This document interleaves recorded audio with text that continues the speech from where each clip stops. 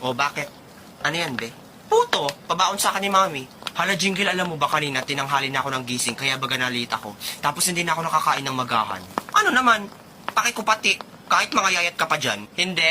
Kasi gutom na kasi ako ngayon. Tapos sayang nga lang, hindi ako mahilig sa puto eh. Ano naman? Saka bakit bibigyan ba kita? Tigas naman ang mukha mo, be. Hala, be, di mo ko bibigyan. Grabe ka naman, be. Napakasama naman ang ugali mo para mawala tayong pinagsamahan. Ganyan pala ugali mo, ha? Napaka-fake friend mo. Walang puso. Wala siya.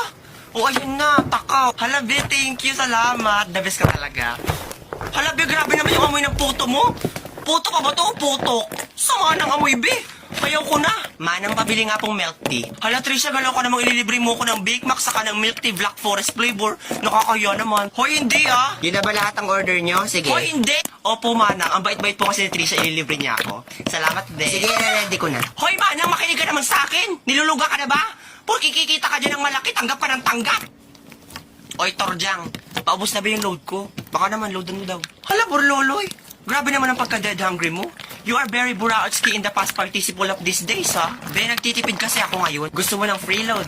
Click and download the link on my bio. Pwede ko dumalalo ng freeload. Hindi lang load, pati cellphone. Ay, true ba? Sige, download ko yun mamaya. Pero baka naman, Torjang, tingin 5.